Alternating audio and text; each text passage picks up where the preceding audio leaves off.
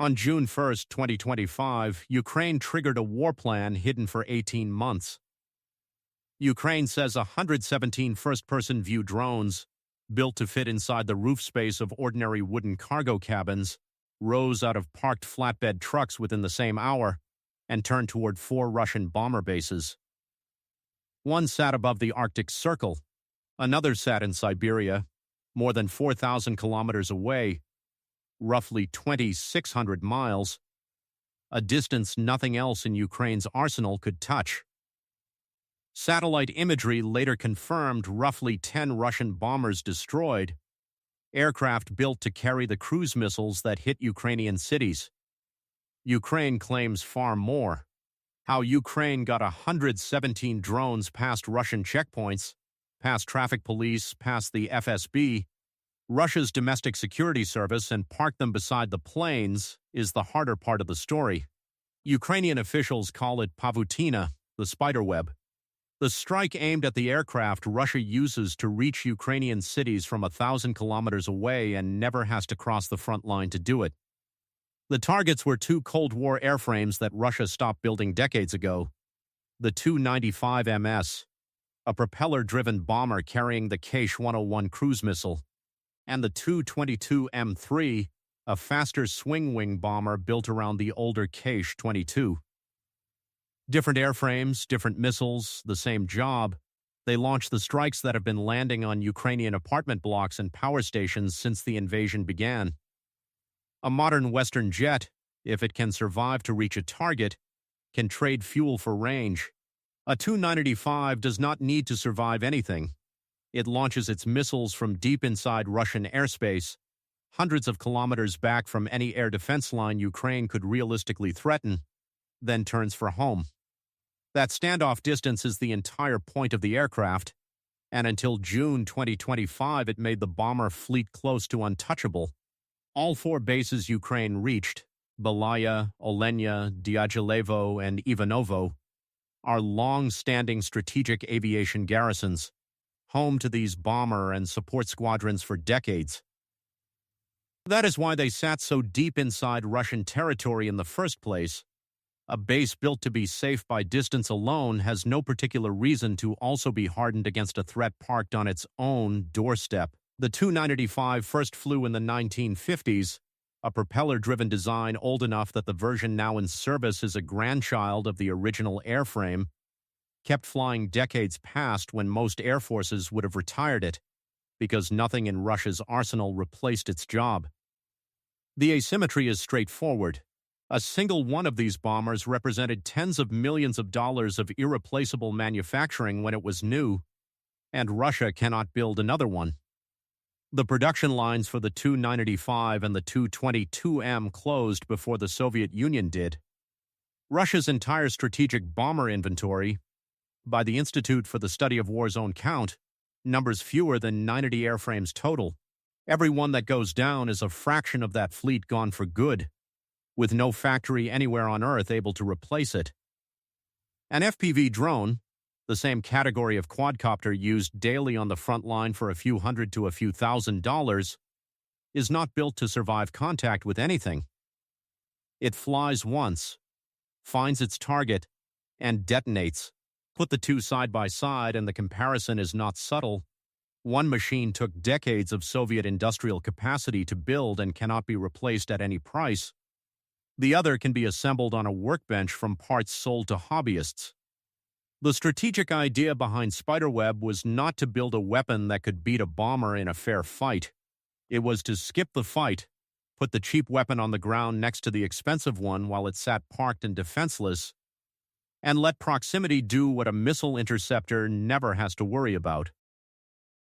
It took the Security Service of Ukraine, the SPU, roughly 18 months to get there, according to President Volodymyr Zelensky, who says he personally oversaw the operation with SPU chief Vasyl Malyuk running it day to day. That timeline is Ukraine's own account, not independently verified down to the day, but it is consistent with the scale of what had to happen before a single drone left the ground. Someone had to build a front company, buy the trucks, hire the drivers, and keep the whole arrangement alive through a year and a half of Russian counterintelligence without a single leak. For most of this war, Ukraine's answer to that bomber fleet was long-range strike drones launched from inside its own territory, one-way attack aircraft flying hundreds of kilometers to hit refineries or airbases within reach of the border. That approach worked at the margins, but it had a ceiling: distance. Belaya, 4,000 kilometers out, was never going to be reachable that way, which is how the deep interior of the country became the safest place in Russia to park a bomber. Spiderweb's premise was to stop trying to outrange the problem and instead relocate the launch point itself from a field in Ukraine to a parking lot inside Russia. If the drone cannot fly far enough on its own, drive it most of the way first, then let it fly the last few hundred meters. None of that patience would have mattered if the plan depended on any single point of failure a Russian counterintelligence officer might stumble onto: one suspicious driver, one badly hidden cabin, one leaked shipment manifest. The rest of this video answers how you build a plan with that few points of failure in the first place, and how you get 117 drones to the right parking apron on the same afternoon from inside a country actively hunting for this kind of infiltration. The tradecraft starts with the trucks, more than a year before June 1st. Ukrainian intelligence, through cutouts that never touched Kyiv directly, set up what looked like an ordinary Russian logistics business, the kind that moves prefabricated cabins, modular sheds, and mobile homes on flatbed trailers across the country every day. That business hired Russian civilian drivers to haul the cabins to depots and job sites, standard freight work, nothing that would draw a second look at a highway checkpoint. Inside the roof of each cabin sat a false ceiling, and above that false ceiling, racked and wired, sat the drones. The operators who built the rigs solved a narrower problem than smuggling a weapon across a searched border crossing, making a truckload of furniture boring enough that nobody ever thought to search it. Think about what a highway patrol officer is trained to look for. A weapon has a shape: a rifle, a crate stenciled with a warning, something that reads as military the moment a flashlight hits it. A wooden cabin bound for a construction site has no such shape. It is the least suspicious object on a Russian highway because millions of identical cabins move around the country every year for ordinary reasons. The false ceiling's only engineering requirement was tedium, ordinary enough that nobody who saw it ever thought to look up. Trucks carrying these cabins were positioned, one at a time over many months, on public roads and depots within launch range of airbases scattered across 5 different Russian regions spanning 3 time zones: Murmansk in the Arctic Northwest, Ivanovo and Ryazan further south, Irkutsk in eastern Siberia, and Amur on the Chinese border, a spread of roughly 4,000 kilometers end to end. One of those 5, the Amur truck, never fired a drone. That failure comes later in this account. Each truck simply parked. Nothing about a parked cargo truck near a highway is unusual anywhere in the world, which is why nobody flagged it. By their own later accounts, the drivers believed they were delivering sheds. A checkpoint guard searching a truck for weapons has no reason to search the roof. By the SPU's own description, every roof was wired to open at a single predetermined moment. The most detailed public account of that moment comes from the Russian investigative outlet Mediazona, which later interviewed one of the drivers. It places the drones over Ivanovo airbase, leaving their cabins around 1 p.m, Moscow time, on June 1st. Murmansk's regional governor posted his own public warning earlier that same morning. The open record does not pin down exactly how far apart the governor's alert and the actual launch at Olenya ran. What the reporting agrees on is that the launches at the 4 struck bases landed inside the same narrow window rather than staggered hours apart. At Ivanovo, around 1 p.m, Moscow time, the roofs opened. Drones cleared the roofline. They turned toward the runways. Predetermined moment is the SPU's own phrase for how the trigger worked, and it explains why the operation did not need a single person watching a map and giving a live go order to 5 regions spanning multiple time zones at once. A live radio call spanning that distance, through a country actively jamming unfamiliar signals, is the kind of link that breaks at the worst possible second. A trigger set in advance, keyed to a clock already running inside each drone's own electronics, cannot be jammed, because there is no live channel left open to jam once the countdown has already started. The planners built the operation's most fragile moment, the instant every truck had to act in concert, to need no communication at all. That near simultaneous timing is the mechanism's second insight, on top of the smuggling itself. A single drone launch near an airbase is an anomaly a Russian air defense operator might catch and react to. 4. Launching in the same window from 4 regions a country apart is not an anomaly a national air defense network is built to process as one event. Russian air defense is layered to stop things coming from outside the border, radar sweeping outward, interceptors queued to the frontier. Spiderweb's drones were already inside, already parked, and airborne for only the final minute or two of a journey that had actually taken a year and a half. The drones themselves flew on a control chain built for this failure mode. A Jane's assessment of the operation's control chain found the FPVs were guided over ordinary Russian civilian cellular networks, 3rd and 4th generation mobile signal, the same infrastructure a phone in your pocket uses. The SPU has described the mission in similar terms, though as the agency that ran the operation, its own account of it is not independent verification. A civilian cell signal draws no attention from electronic warfare built to hunt for military radio frequencies. Jamming it at the source would mean shutting down phone service across the region. For what happened when that cellular link was jammed mid-flight, the only account on record is the SPU's own. It says several airframes fell back to an AI-assisted pre-programmed route already loaded onto the drone, continuing toward the target on its own navigation rather than losing the signal and crashing. Jane's technical assessment treats that fallback as consistent with the control chain it identified, though the moment-by-moment detail still rests on the SPU's telling. Each drone carried a small-shaped charge or fragmentation warhead, built to punch through the thin aluminum skin of a parked aircraft and its wing fuel tanks, the same skin a bird strike can dent at altitude. A strategic bomber sitting on an open apron, engines cold, has essentially no armor. It was designed to survive at altitude and speed, far from anything that could reach it, never to sit still on open concrete. Spiderweb's entire premise was making sure the aircraft never got the chance to be at altitude or speed at all. It caught the bombers where the fleet is always most exposed, sitting still in the open, with no one expecting a threat to arrive from inside the parking apron itself. 117 drones, by Ukraine's own count, is also the number that explains why this operation could reach 4 separate bases in one afternoon instead of one, split across enough airframes per site. No single base's air defense response, however fast, could plausibly intercept the whole wave before it reached the parking rows.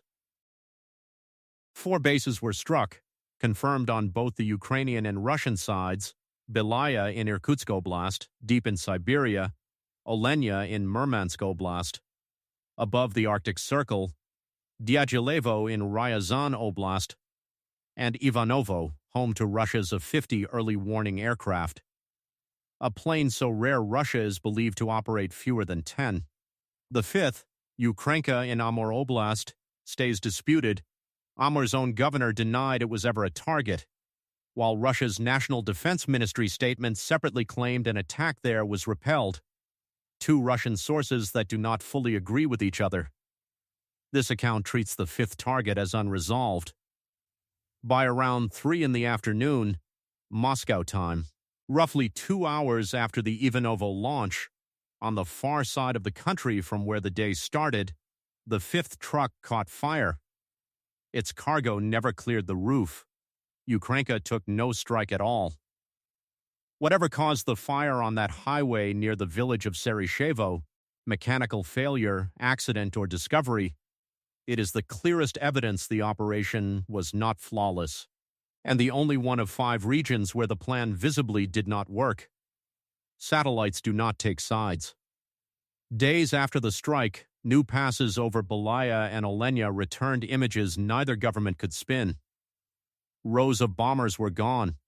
That is what is confirmed, independently of anything either government says, commercial satellite imagery, the kind neither Kiev nor Moscow controls. Analysts at the war zone, working from providers including Maxar and Planet Labs, identified burned-out airframes on the tarmac at Belaya. At least 4 Tu-22 M3s and 3 Tu-985 MS bombers destroyed, with at least one more likely damaged. At Olenya, imagery showed at least 3 more Tu-985 MS bombers destroyed along with an An-12 transport, a workhorse aircraft that keeps a remote Arctic garrison supplied and its aircrews rotated. A possible 5th aircraft at the base was also hit but not confirmed.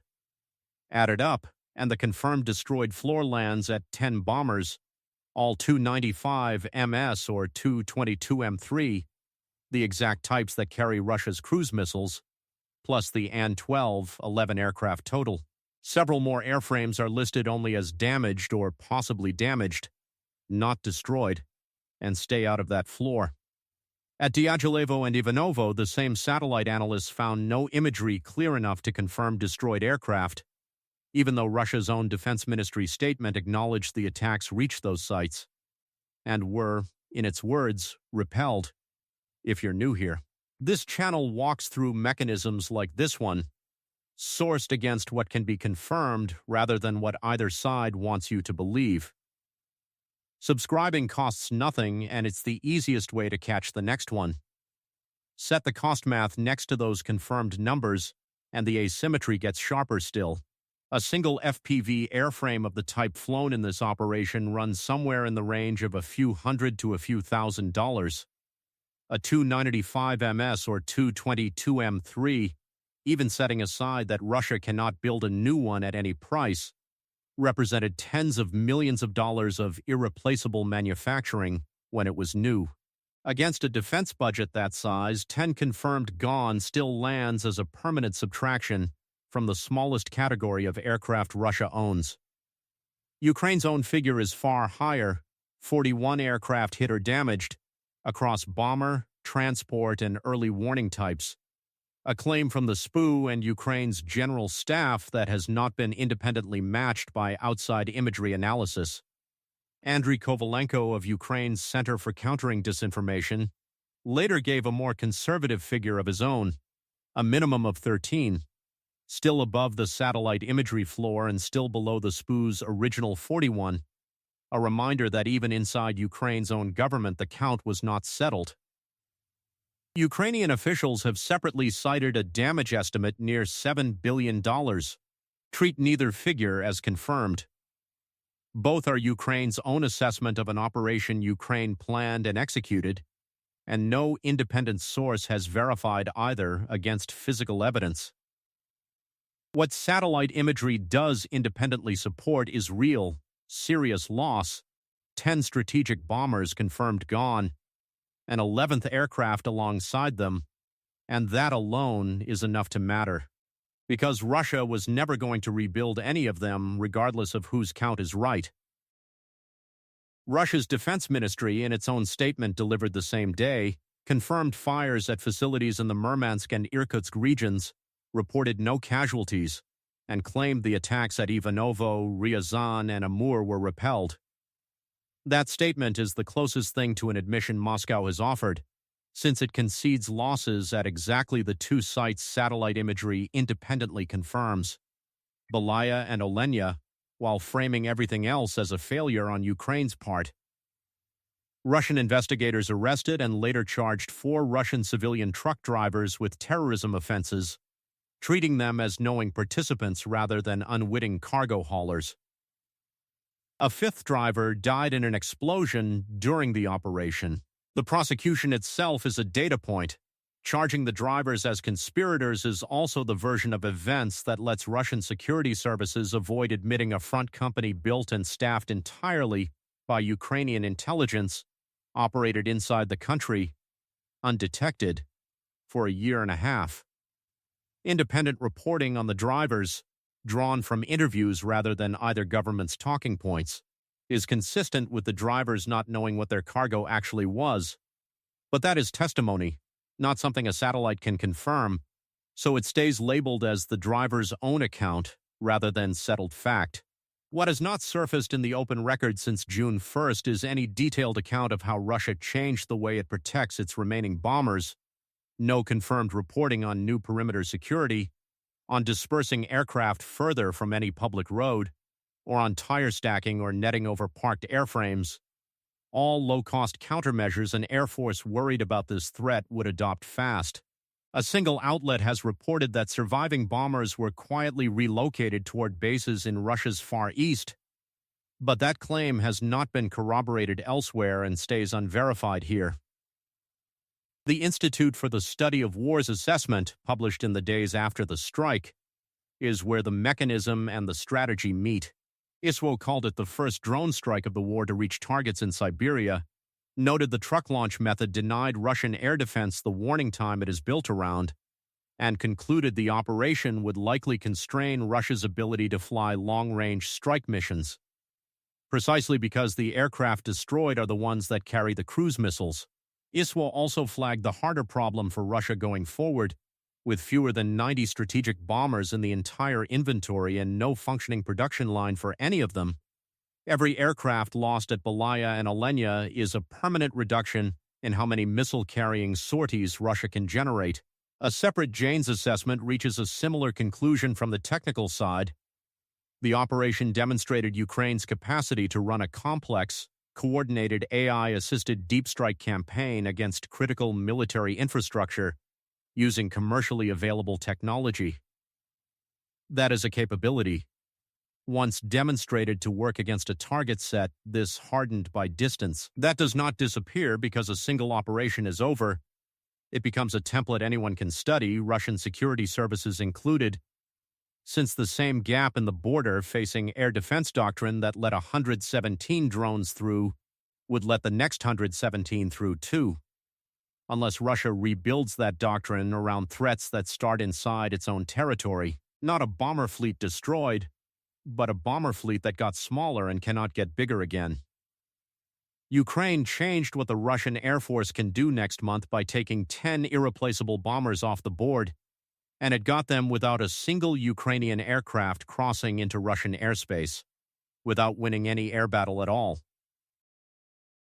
Two things carry forward from this. First, patience was the real mechanism here more than the drone itself. FPV drones are common on both sides of this war and cost a few $100s each. What made Spiderweb work was a year and a half of a front company hauling ordinary cargo until the day it wasn't ordinary cargo anymore, and the discovery that a national air defense network built to watch the border has a blind spot for a threat that is already parked inside it. Second, near simultaneous timing across 4 struck regions did more damage to Russia's response than any single strike could have, which turned 4 separate local incidents into one event too big and too fast for any base commander to react to in time. Russia has not publicly detailed what it has changed about how its bombers are parked or protected since June 1st, a silence worth watching for anyone tracking whether Russia disperses or hardens the fleet that is left, since fewer than 90 airframes cannot absorb another Spiderweb without real consequences. What is not in question is that a strike built almost entirely from cheap commercial technology and 18 months of patience reached further into Russian territory than any missile in Ukraine's arsenal ever has. And it did it without ever needing a missile at all. Any country storing expensive, hard-to-replace assets in the open, far from its own front line, on the assumption that distance itself is a defense, just watch that assumption fail against a weapon that costs less than a used car. That lesson is available to any state actor patient enough to copy it, not only to Ukraine, which is why the next major strike on either side is harder to guess now. The mechanism that made this work, hiding a weapon inside the ordinary and letting proximity replace range, is not something that goes away once the story does. The next video on this channel looks at what happens when that same idea gets turned around and a defender has to figure out how to stop a threat that never has to cross a border to reach it.